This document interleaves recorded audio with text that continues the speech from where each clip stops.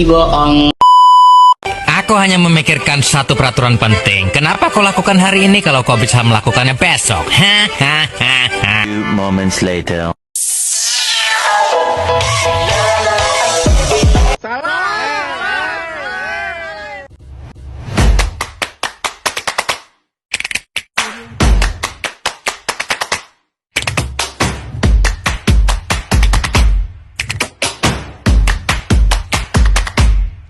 Apa nih? Astagfirullahaladzim. Dah gue tidak kejadian gedor. Astagfirullahaladzim, kamu ini berdosa banget. Gak kuat. Assalamualaikum warahmatullahi wabarakatuh. Tabi pun, perkenalkan nama saya Elhun Trimayola dari Prodi Teknologi Informasi Universitas Institut Teknologi dan Sains Nahdlatul Ulama dengan NPM 245920100028 dengan judul Langkah-langkah dalam merencanakan sumber daya manusia yang efektif. Sebelum saya menjelaskan langkah-langkahnya, saya akan menjelaskan terlebih dahulu terkait sumber daya manusia. Perencanaan sumber daya manusia sangat penting bagi keberhasilan organisasi karena membantu menyelaraskan tenaga kerja dengan tujuan dan sasaran perusahaan. Proses ini melibatkan peramaian kebutuhan sumber daya manusia. Kalian pasti bertanya, apa itu perencanaan sumber daya manusia?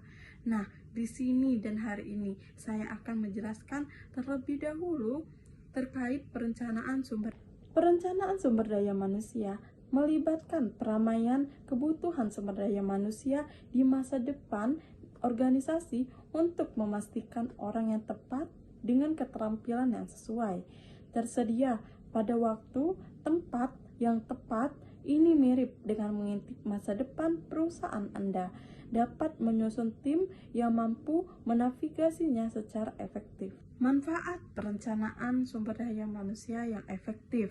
Perencanaan sumber daya manusia yang efektif dapat memberikan sejumlah manfaat bagi suatu organisasi. Manfaat tersebut antara lain: 1. Peningkatan keselarasan tenaga kerja. 2. Meningkatnya kepuasan karyawan. 3. Manajemen bakat yang lebih baik. Merencanakan sumber daya manusia yang efektif adalah proses penting dalam memastikan bahwa organisasi memiliki jumlah dan kualitas karyawan yang sesuai dengan tujuan kebutuhan bisnisnya. Nah, langsung saja kita masuk ke langkah-langkah dalam merencanakan sumber daya manusia yang efektif beserta penjelasannya. Yang pertama, analisis kebutuhan sumber daya manusia. Apa sih analisis kebutuhan sumber daya manusia? Nah, saya akan menjelaskan.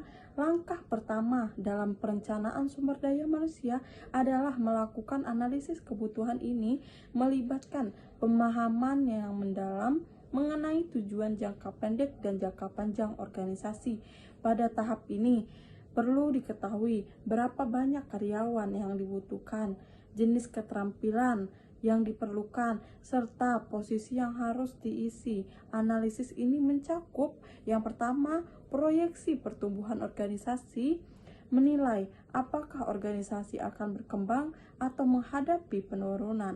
Selanjutnya, perubahan teknologi dan tren industri, yaitu mengidentifikasi keterampilan baru yang diperlukan.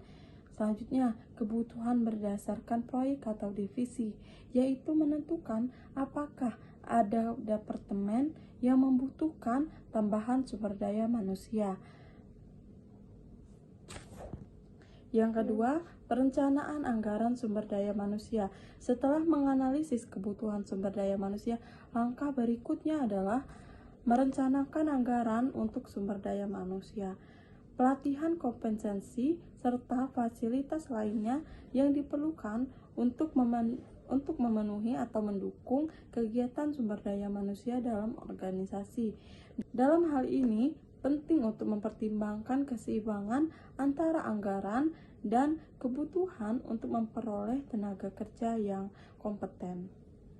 Yang ketiga, peramaian kebutuhan sumber daya manusia. Pada tahap ini, organisasi meramaikan beberapa banyak tenaga kerja yang diperlukan dalam jangka waktu tertentu. Yang keempat, Rekrumen dan seleksi. Setelah menentukan kebutuhan, langkah berikutnya adalah proses rekrumen dan seleksi sumber daya manusia.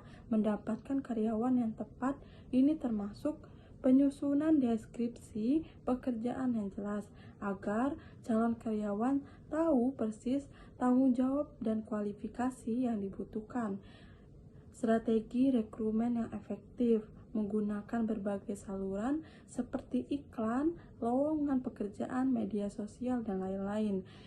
Proses seleksi yang efisiensi yaitu menilai keterampilan dan kesesuaian kandidat melalui wawancara, tes keterampilan, dan asesmen lainnya. Yang kelima, pengembangan sumber daya manusia. Setelah merekrut karyawan, tahap selanjutnya adalah pengembangan sumber daya manusia mencakup beberapa aspek seperti pelatihan dan pengembangan keterampilan, mengadakan program pelatihan untuk meningkatkan kompetensi karyawan sesuai dengan tuntutan pekerjaan.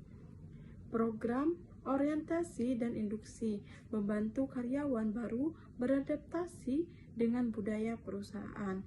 Pengembangan kepemimpinan. Yang keenam, penilaian kinerja adalah tahap penting untuk memastikan bahwa karyawan bekerja sesuai dengan harapan organisasi. Penilaian ini bisa dilakukan melalui evaluasi kinerja.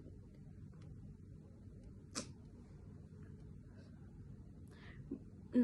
Penilaian kinerja adalah tahap penting untuk memastikan bahwa karyawan bekerja sesuai dengan harapan organisasi.